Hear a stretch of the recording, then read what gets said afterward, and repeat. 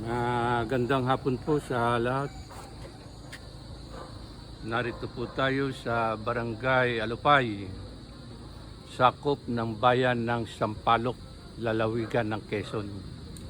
Ang nakikita po ninyo ang mga natumbang punong kawayan at ang gumuhong lupa na likha ng bagyong nagdaan dito nung nakalipas na linggo. At yan po ang inyong makikita, ang landslide. Nariyan din po ang daraang sasakyan ng panahon ng kasagsagan ng bagyo ay hindi mataan ang mga sasakyan. Yan po makikita ninyo ang likha ng landslide ng bagyo. At ngayon po ay aakyat tayo sa isang bahagi ng Alupay na kung tawagin ay Bundok Aratat. Tayo po ngayon ay aakyat sa Bundok Aratat. Giboy, makikiakad kami sa iyong Bundok Aratat. Oh, saan galing? Nagula po kami.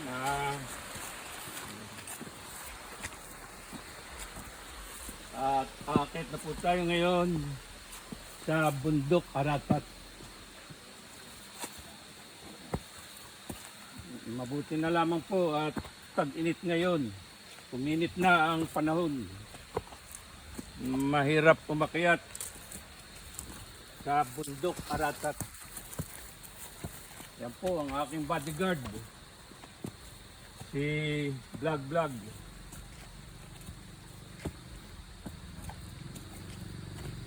Umakyat po tayo ngayon sa Bundok Aratat ng Barangay Alupay.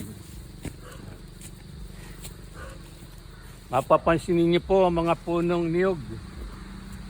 Waring hindi po naapektuhan ng bagyo na si Aguhoy. Hindi po siya naapektuhan dahil ito po ang tinatawag na takaran.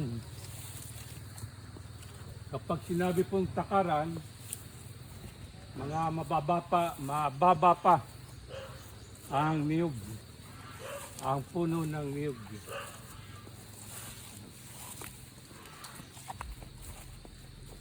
Malapit na po tayo sa tuktok ng Bundok Aratat.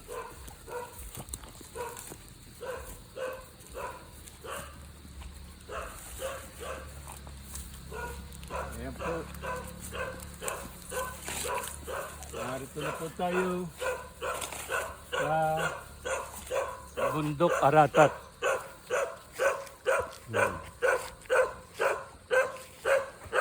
Maganda po rito ang lugar na ito.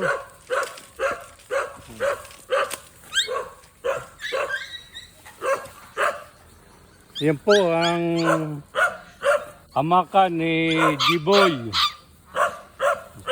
Ang kanyang mga alagang aso. Ang kanyang mga manok.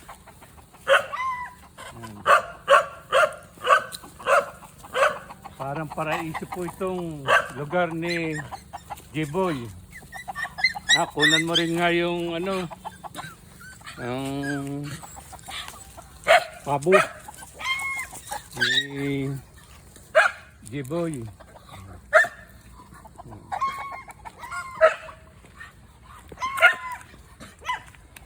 Yan po ang mga na ulog o napigtas ng mga buko na epekto. Kunan mo rin yan, yung mga pabo.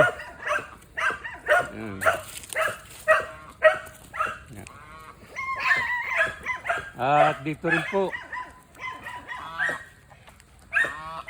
sa mga iba pang mga alagang manok ng ating kaibigang si G-Boy. Yan, sulyapan mo nga yan. Yan, yung mga yan, to. Tunan mo yan.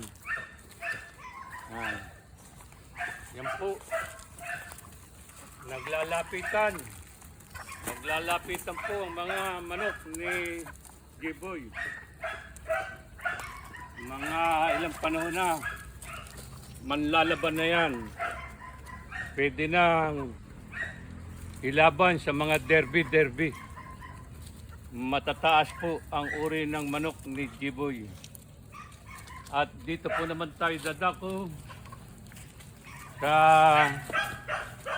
dahil po mataas ang ating lugar, ay kitang-kita po natin ang pagdadapit hapon dito sa Barangay Alupay. Ang matatanaw po ninyo kapag tayo ay tatawid ay ang kapalayanan ng Sitio Dilawan na sakop ng Baryo San Beno. Yan, kunan mo yung bundok na maasul-asul na yan. Yan po ang bundok ng Sierra Madre. Ang matulain at makasaysayang bundok ng Sierra Madre. Kaya po tinawag na bundok ng Sierra Madre ay ina ng mga kabundukan. Mabuti na lamang po nang magkaroon ng bagyo ay hindi pa nakakapagtanim. Kung nakapagtanim na o malapit na ang anihan, ay siguradong napakalaki lalo ng pinsala ng bagyong si Aguhoy. Yan, kunan mo yung kapalayanan ng Dilawan. Yun, yung wash out ng ginawa ng malaking ilog. Tubig na baha. Yan, yung ilog na yan.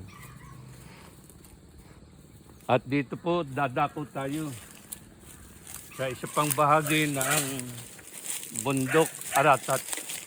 O sulyapan mo yung mga manok ni G-Boy.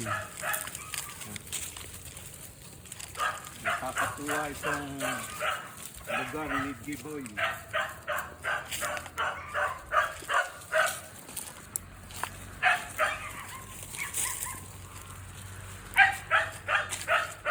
Ito po, makikita natin ang isang malawakang view o tanawin mula rito sa bundok ng Aratat, sakop ng Barangay Alupay. Ang napapansin po ninyo at nakikita ngayon ay ang malawak na kapalayanan ng Dilawan na sakop naman ng Barangay San Beno. May mga ilan na pong nakaubo, yung medyo luntian na.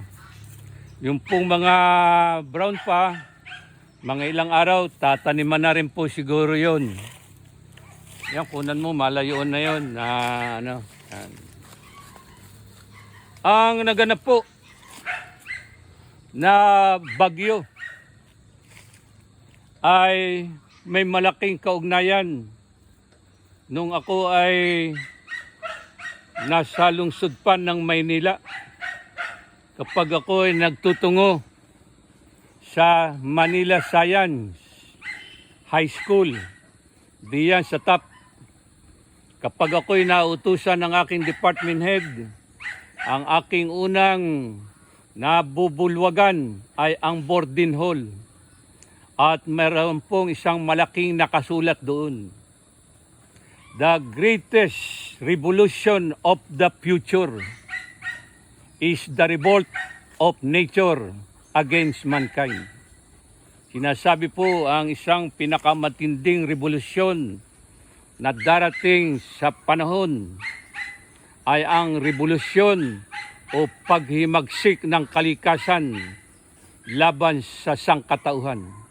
At ang naganap po na bagyong Aguhoy ay isang patunay na kapag ang ating inang kalikasan ay ating hindi iningatan, sinira, ay marami pang pinsalang magagawa o magaganap sa ating kapaligiran, ang malalakas pa na pagbagyo at pagbaha. Kaya mahalin po natin ang ating kalikasan.